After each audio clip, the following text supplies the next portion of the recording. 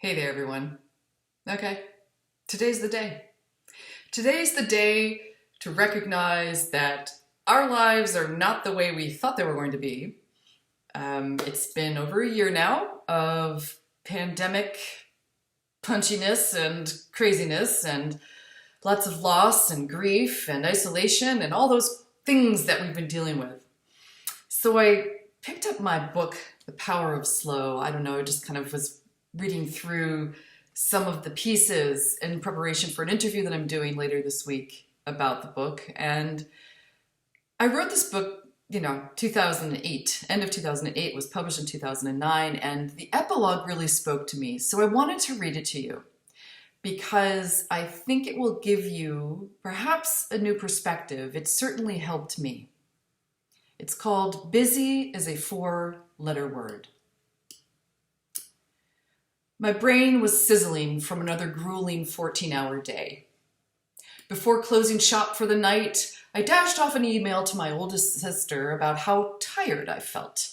I had worked so hard for so many years that yet nothing I had worked for seemed to pan out as planned. Within minutes, I received a response that would change my world forever. She acknowledged my persistence and dedication, yet she cautioned me that overworking wouldn't lead me down the yellow brick road.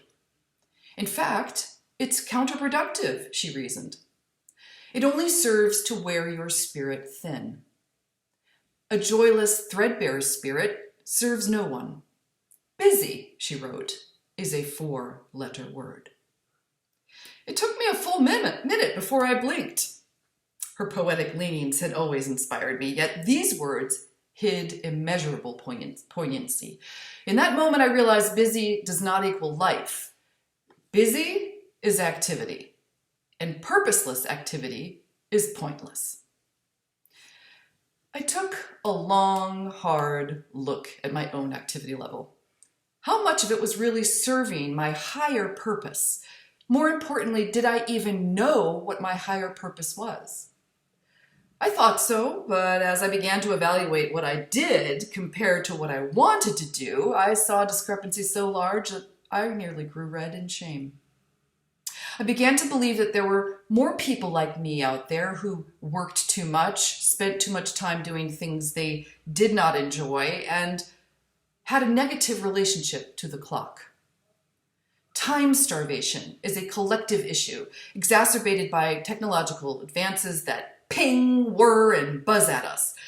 While I have always been a proponent of the internet and its digital offshoots, I also began to see the downside to instant availability.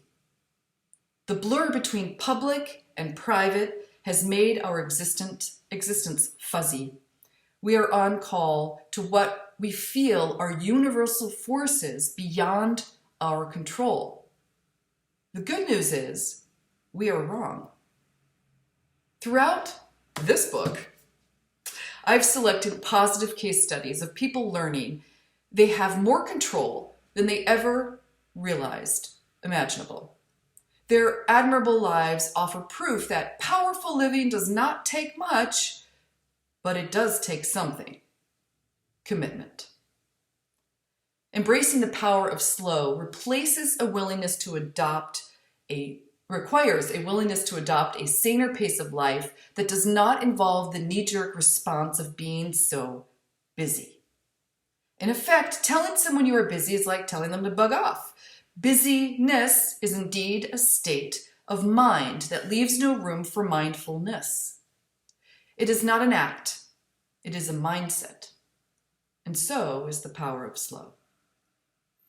During the course of my research, I traveled far and near in search of people's understanding of time.